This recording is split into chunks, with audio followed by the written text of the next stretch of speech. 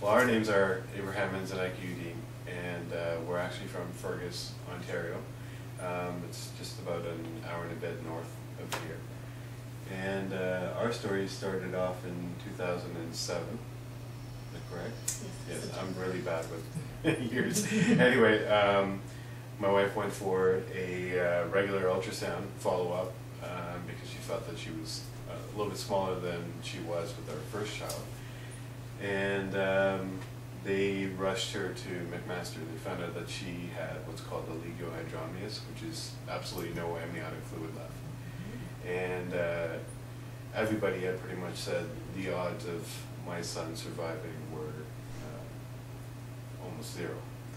And so we actually decided that we were going to spend one more night in Fergus because we didn't know, based on what they told us, we didn't think he was going to make it, and we knew that there was going to be a lot of tough times ahead of us, so we spent one more night with our daughter, who was 2 at the time. And then the next morning we came into McMaster and the life-changing event began. So our son was born, and we actually, they tried to have him delivered naturally, and my wife started experiencing some severe distress, and so did he. And they did an emergency C-section. They got him out, and because of the lack of amniotic fluid, he was very dry in appearance, and his hands and his feet were very contorted, and they couldn't figure out what was wrong. Like, they didn't know if anything was wrong with him at all. And turns out that you know, after 3 surgeries later, he made it, and we're very thankful for that. And one of our biggest experiences in regards to our strength came from this house.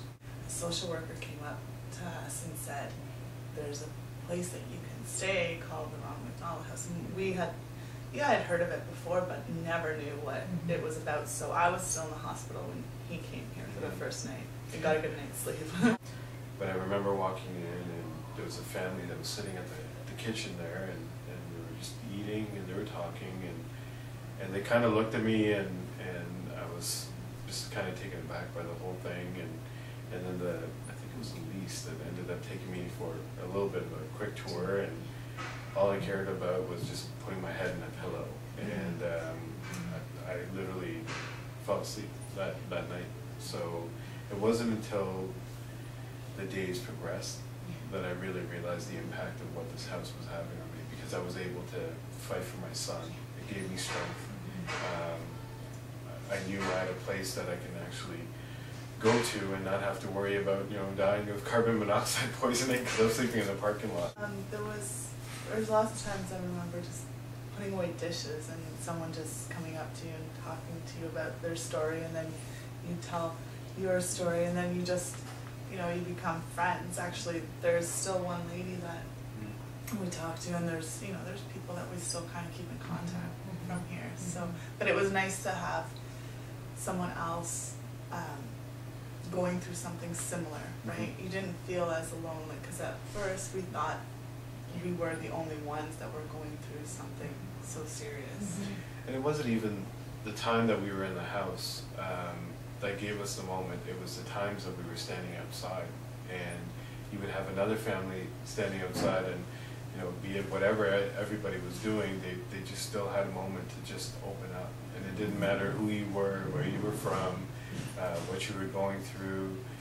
You know, it almost seemed like there was always another family that was going through something worse, and they were here, and they were sharing their story, and you were trying to say encouraging words to pick them up, and they were trying to say encouraging words to pick us up, and it was just kind of like we all of a sudden emerged as a Ronald McDonald House family, right? So that's what helped us bring our spirits up anyway. Well, we were here for Thanksgiving, and it was our first Thanksgiving away from home, and it was hard on us because we hadn't seen our daughter very much either, and we've never really been away from her. And they had a little sign saying that, you know, here in the house that if you have family, you can invite them down for Thanksgiving dinner. And we thought that was, wow, that was wonderful because, you know, you can bring your family here, they can be with you, we can still be close to the hospital and, you know, be with our son. And so anyways, my daughter actually did come down and she stayed with us. My parents drove her down, so it was really nice. We had Thanksgiving dinner together, and the nicest feeling was walking downstairs and seeing all these volunteers making dinner for everybody. And you know, we were thinking, don't they have somewhere to be on Thanksgiving too? You know, like, don't they have families? But they were here for us and making dinner for us. And I remember the meal was just amazing. There was the whole kitchen was full of food. I think I had 3 or 4 platefuls. So we hadn't eaten anything with everything that was going on, and then they had this 10-course Thanksgiving. Yeah, it was amazing, and we were very thankful to. Thanksgiving has always been a holiday that we celebrated together. It didn't have meaning until we had it here, because that's where we had the ability to be thankful for shelter, for food, for friends, for family, for our children, you know, for the hospital, for what we had. When you're always hearing about the Ronald McDonald House and, you know, the wonders that it does, just by those 30-second commercials that are on TV, you don't really realize what happens until it involves your family. So whether it's buying a Happy Meal and having 10 cents donated, or coming down with a check, or throwing events, private birthday parties that, much like we did, you know, do anything you can, you know, because you don't know if it's going to be your family or your friends that are going to be going through, you know, something very trying. You need to have the support. I never really knew what this home was, and then until we stayed here,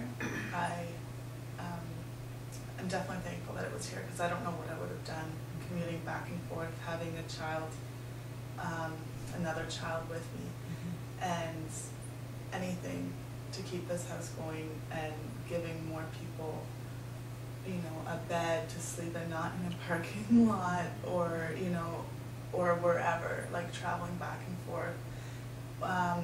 Anything you can do to help would be wonderful. And there's many families that can't get in, you know, and it's sad that there isn't enough room, and it's so great now that there is something, you know, there is going to be more rooms. Coming. Yeah, and it's going to help people, and you guys are helping us, and we need to all help back.